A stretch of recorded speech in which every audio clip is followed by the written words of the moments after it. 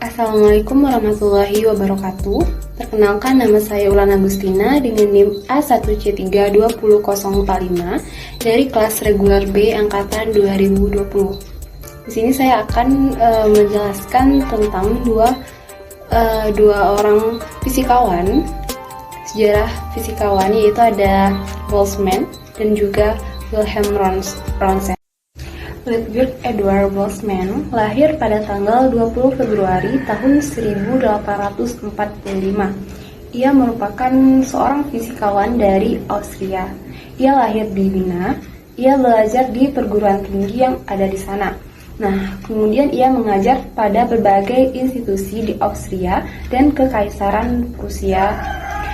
Nah, yang luar biasanya, Boltzmann ini mampu mengembangkan teori kinetik gas, seperti pula James Clerk Maxwell, tetapi hal itu dikerjakan oleh mereka tanpa saling mengetahui. Selain itu, kontribusi ilmiah yang paling penting, Boltzmann berada di teori kinetik, termasuk distribusi Maxwell-Boltzmann untuk kecepatan molekul dalam gas. Selain itu, statistika Maxwell-Boltzmann dan distribusi Boltzmann atas energi tetap dasar-dasar klasik mekanika statistik. Nah, hal itu berlaku untuk banyak fenomena yang tidak memerlukan statistik kuantum dan memberikan wawasan yang luar biasa ke dalam makna suhu. Nah, ia berhasil menegakkan dasar yang kuat untuk mekanika statistik. Salah satu hasil yang diraihnya ialah penafsiran hukum 2 dari termodinamika. Terutama, dia meletakkan fondasi pendekatan statistik dan probabilitas pada fisika dengan memperkenalkan bahwa pendekatan terhadap entropi atau keseimbangan dalam sebuah sistem energi tidaklah absolut, melainkan secara statistik mengandung kemungkinan. Misalnya, ketika sebuah sistem yang panas, misalnya sebotol air panas, menjadi dingin karena menyesuaikan dengan temperatur sekitarnya, dengan sedikit sekali menaikkan temperatur di sekitar air itu, entropi tersebut muncul, sehingga pada 1884 ia menurunkan rumus bahwa R sama dengan E sigma T kuadrat dari termodinamika. Nah, rumus yang menyatakan laju radiasi benda hitam ini juga ditemukan oleh Joseph Stephen, mantan gurunya, secara eksperimental 5 tahun sebelumnya. Boltzmann merupakan ahli dalam teori atomik atau bidang yang masih banyak perentangan pada abad ke-19, dan perdebatan dengan orang yang bertentangan telah membuat perasaannya tertekan, meski sebenarnya banyak dukungan yang diberikan oleh kerabat kerjanya. Sehingga pada tahun 1906, Boltzmann ini bunuh diri, dan dalam penghormatannya, para ahli fisika menanami konsep tentang konstanta yang menghubungkan energi kinetik dari atom gas dengan temperatur sebagai konstanta Boltzmann yang dituliskan dengan simbol K, di mana konstanta K ini adalah dimensi energi per derajat temperatur, sebuah angka dari 1,380662 dikali dengan 1023 Joule per Kelvin. Nah, konstanta Boltzmann, K atau KB ini adalah konstanta fisika yang menghubungkan energi pada tingkatan partikel dengan temperatur teramati pada tingkatan makroskopik. Nah, konstanta ini merupakan konstanta gas yang dibagi dengan konstanta Avogadro, di mana rumus dari K itu sendiri adalah R per NR. Nah, si Boltzmann ini dimakamkan di Wina Central Friedhof, yang dimana batu nisannya bertuliskan prasasti dari rumus entropi. Nah, dimana log itu adalah singkatan dari logaritma natural. Baik, selanjutnya itu kita akan membahas tentang Wilhelm Conrad Röntgen, di mana Röntgen ini lahir pada tanggal 27 Maret tahun 1845. Ia merupakan fisikawan Jerman yang merupakan penerima pertama penghargaan Nobel dalam fisika. pada tahun 1901 untuk penemuannya pada sinar X yang menandai dimulainya zaman fisika modern dan merevolusi kedokteran diagnostik. Dia peroleh gelar doktor tahun 1869 dari Universitas Zurich. Nah, selama 19 tahun sesudah itu, Ronsen bekerja di berbagai universitas. Nah, penelitiannya ini juga termasuk karya pada elastisitas gerak, pipa rambut pada fluida, panas gas tertentu, konduksi panas pada kristal, penyerapan panas oleh gas, serta dengan piezoelektrisitas. Nah, pada November 1895, Ronsen ini membuat percobaan dengan sinar katode. Nah, terdiri dari elektron. Arus ini diproduksi dengan menggunakan voltase tinggi antara elektrode yang ditempatkan pada masing-masing ujung tabung gelas yang udaranya itu hampir dikosongkan seluruhnya. Nah, sinar katode sendiri tidak khusus merembes dan sudah di stop oleh beberapa sentimeter udara. Pada peristiwa ini, Ronsen sudah sepenuhnya menutup tabung sinar katode dengan kertas hitam tebal. Sehingga, biarpun sinar listrik dinyalakan, tak ada cahaya yang bisa terlihat dari tabung.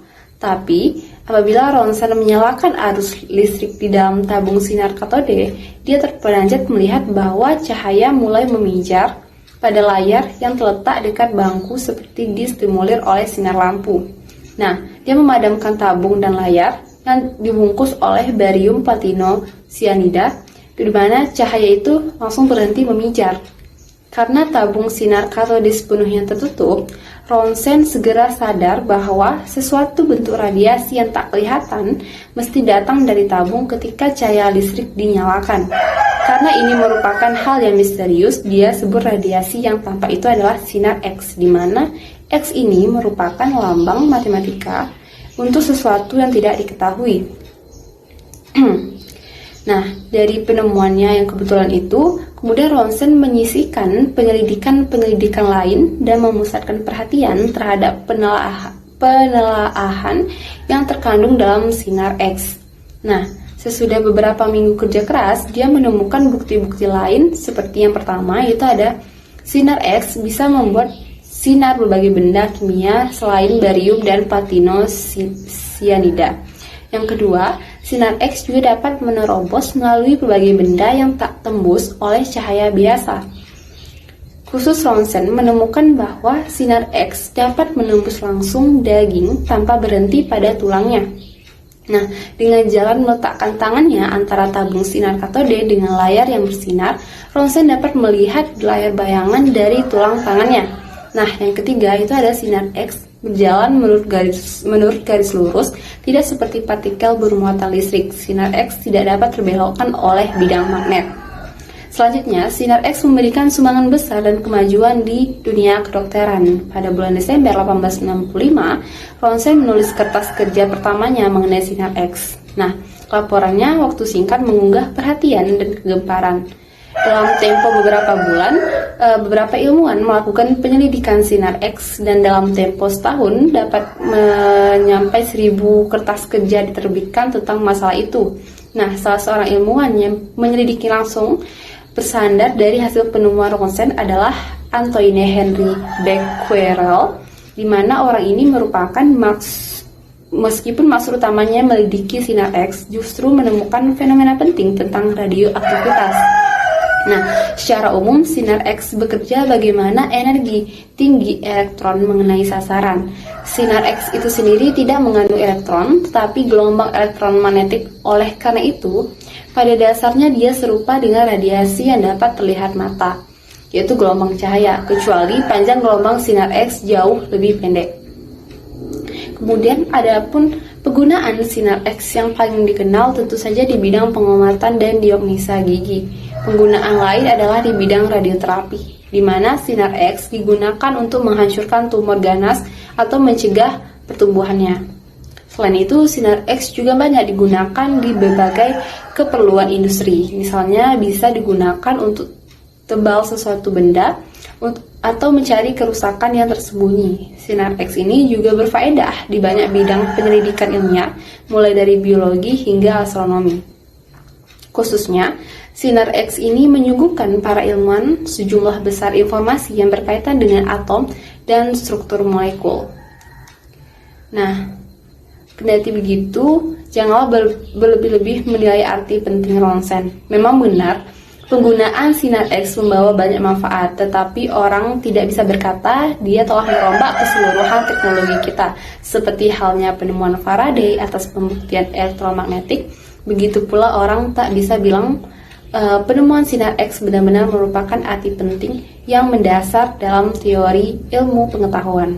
Sinar ultraviolet yang panjang gelombangnya itu lebih pendek ketimbang cahaya yang tampak oleh mata telah diketahui orang hampir seabad sebelumnya.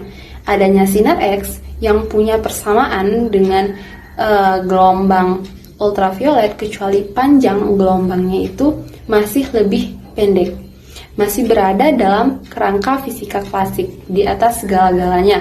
Saya pikir layak menempatkan arti penting ronsen di bawah Becquerel yang penemuannya lebih punya makna penting yang mendasar. Nah, sehingga pada tahun 1895 saat mengadakan percobaan dengan aliran arus listrik dan tabung gelas yang dikosongkan sebagian, yaitu di mana tabung sinar katode, Ronsen mengamati bahwa potongan barium platinosianida yang berdekatan melepaskan sinar saat tabung itu dioperasikan.